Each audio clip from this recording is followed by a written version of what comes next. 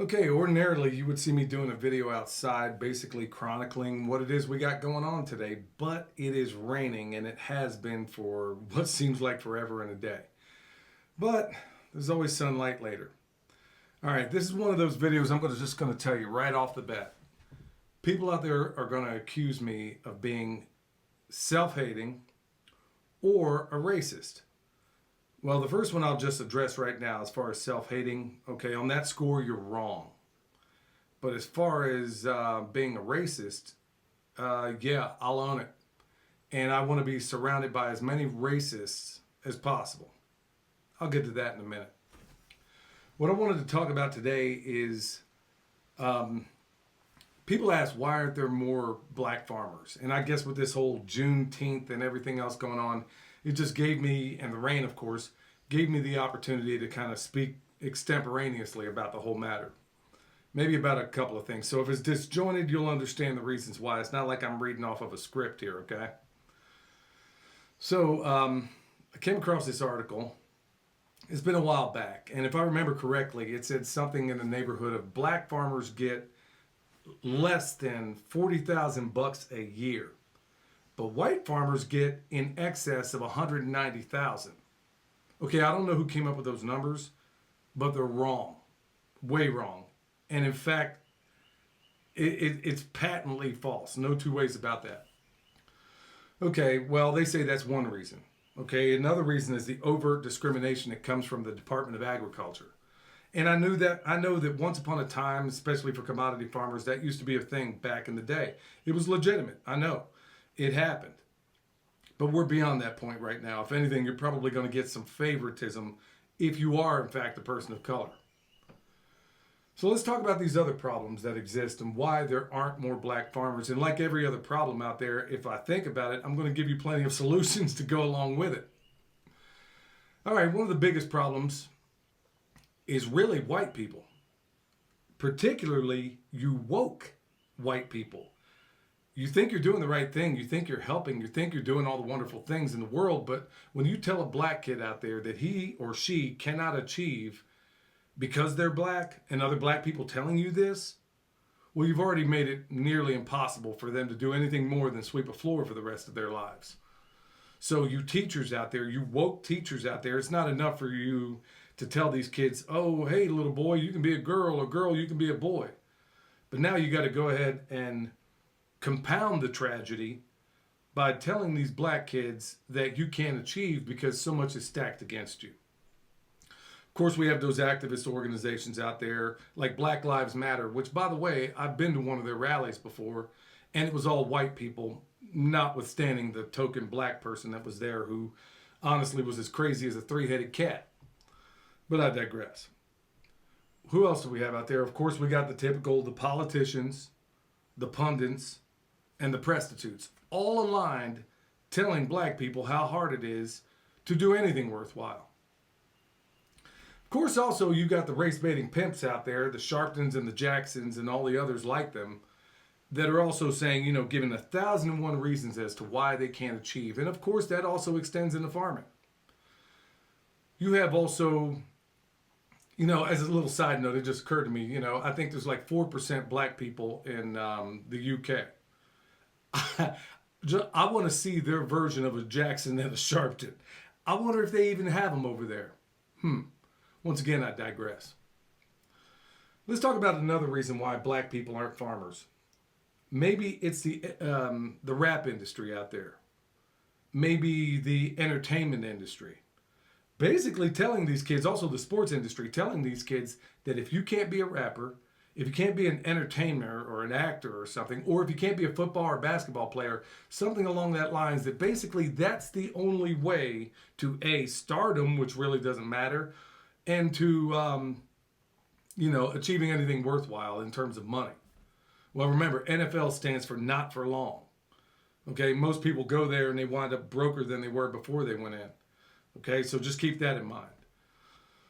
And I'd say the most insidious part as to why more blacks aren't farmers is the stigma that's attached to farming by other blacks. Let me give you an example. My youngest brother years ago made this, he has a farm in the wilds of Kansas, let's say. And he made a garden area that wouldn't be attacked. This is years ago. That wouldn't be attacked by the deer. So he's very proud of it. It was very rustic looking. I thought it looked fantastic. Well, he tells me he goes to work, and basically everybody thought it was really cool, except for the black lady. They're like, oh my goodness, what is this? This looks about as ghetto as, what are you, the Beverly Hillbillies? The whole 9 yards. Of course, it didn't faze him. He's a lot like me, and I'm a lot like him, so it didn't really faze him at all. He just walked away, and he had some choice words, I'm sure. But this stigma that's attached that you just regressed back into slavery that happens by other black people because you farm. That's real. It happens. It's legitimate. That is not helpful. Let's also talk about, people, and this is a little side note, it just entered my brain, where, you got people like LBJ, the Great Society, where he openly stated to numerous people that, well, I can't repeat the word on here, but basically that he could keep black people on the plantation as long as he introduced, welfare and things of that nature. Of course, they called it something else, but that's exactly what it was. Now, speaking of welfare and those things, you ever notice that they just keep it just comfortable enough to where you never want to escape it? It's not luxury by any means, but it really doesn't instill any confidence to go out there and do anything.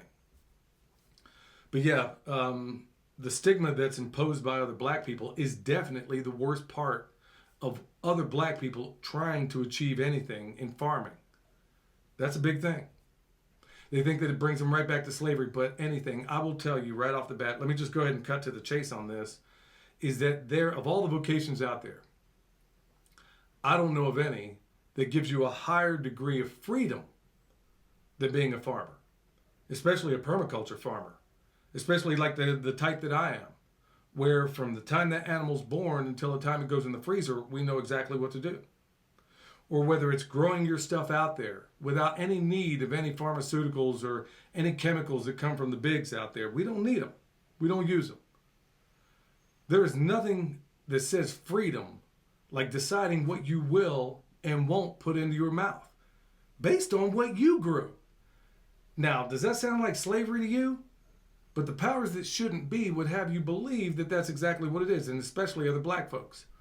Yeah, I know. I'm self-hating, okay? Yeah, give me that one. And as far as that racist thing out there, before I move on, like I said, I want to be surrounded by racists. Lots of them. Everywhere. Because unlike your definition of it, let me tell you what it really means. When you call me a racist, it really stands for rational and constitutionally inspired sensible thinker. That's really what a racist is. You like to throw that word around every day to try to stifle conversation, but it ain't working here. I know your game, but yeah, like I said, I'm a racist, and that's my definition of it. And I want to be surrounded by as many other people that think that same way. Okay, off the top of my head, let's think about solutions. Well, this one isn't going to be fun. It isn't. Nobody was really going to want to hear this, but I'm going to tell you straight. When you have a country in this level of national depravity, where we celebrate the idiots and castigate the intellectuals, the only thing history proves that fixes that is the crucible of really hard times. Oh, don't worry, it's coming. In fact, I dare say it's here. That's why I do so many videos on how to, and in our podcast. This is why we talk about this so much, this permaculture, preparedness, practical living. Well, guess what?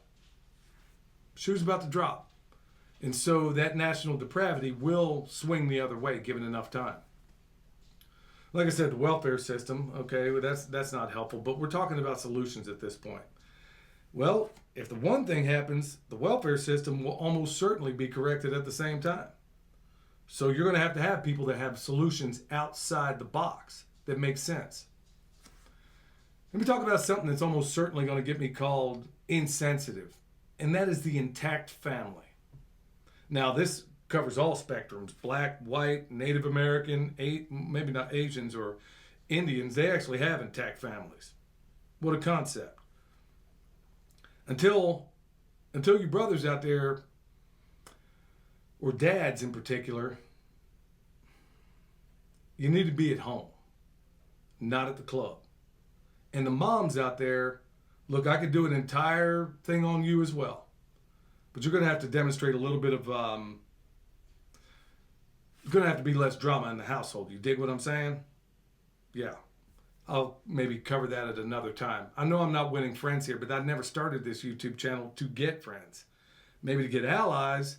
And also, you know, there's going to be that fair number of people out there that don't like anything I have to say. And you're welcome. I mean, we're still a little bit free in this country, so you're welcome to go find somebody else that says it's going to tickle your ears and tell you what you want to think or what you want to see. Black entertainment television. Maybe that ought to be replaced with better education and thought. There's a BET for you. Let me just say this. As a person, as a brown person or a person of color, whatever you want to call it, one of the biggest reasons I'm a farmer right now has to do almost entirely with one of my earliest memories. I was in 4th grade. There's 6 of us boys being raised by a single or widowed grandmother. And we didn't do much. Of course, there wasn't any money to go around. And the only time we ever did go out was on school field trips. Well, the most indelible part of my life in that time of my life was not only in fall where we would take the leaves, rake them together and jump into them, but there was also that first field trip I remember going to, and it was to an apple orchard. To this day, and I spoke a lot about this.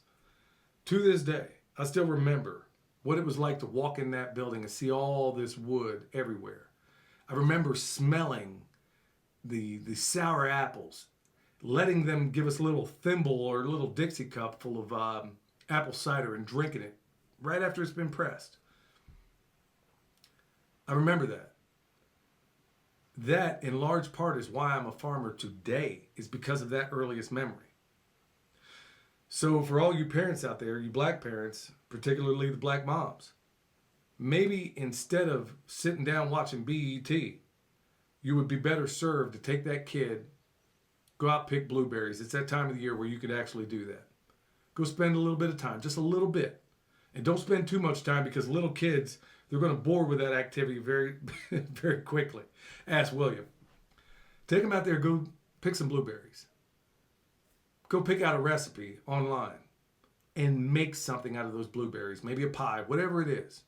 And I promise you, it's going to burn into the mind of that kid that, that's maybe a little way to get them into farming. In the fall, go pick apples. See the difference that it tastes. See the taste difference in an apple that you pick from the store that's been sitting there basically in storage for about a year, and compare that to one that just came off the tree. Can't compare it. Get that experience in there too. Let these kids realize that you don't necessarily have to go get a degree in worthlessness to be something. I have a degree. I have a military education, trade education, college education, and a farm education. And the one thing that has never put a dime in my pocket is that college education, okay? So maybe think about that as well, because you can make a living as a farmer. And better still, you can grow the food you need to sustain yourself and your community, even in an urban setting. I'm showing folks how to do that right now. So as far as why there are no black farmers out there, or why you don't see many of them, look, they're out there. I know some. And we see more all the time getting into this space. But if you want to know how to get more into it, you have to disconnect from the levers of power, the powers that shouldn't be, that are telling you to go out there and do everything they tell you to do, basically, is the wrong thing to do. That's my experience anyway. I want to see more black farmers in this world, but I want to see more white farmers. I want to see more Asian farmers. I want to see more everybody farmers, because that is the way to get out from these systems of control. All right, y'all, I think I said all I can really state on the topic at this time. If you want to hear more about it, I'm sure we'll talk about it in the next Permaculture Pimpcast, and a number of other things. But also, if you need anything from us, comfrey, bone sauce, world's best deer repellent, guess what? A farmer made that, and you're looking at him right here. That comfrey that grows out there, we pick that. We do that. Let these kids know out there, black, white, whatever, especially the ones that feel like they don't have options. Let them know that this is a viable option. You can make a living doing it, and you can be your own boss at the same time. All right, y'all. Hopefully that was a help to you. Until next time, this is Billy from Perma Pastures Farm, where permaculture is my passion. We'll see y'all next time.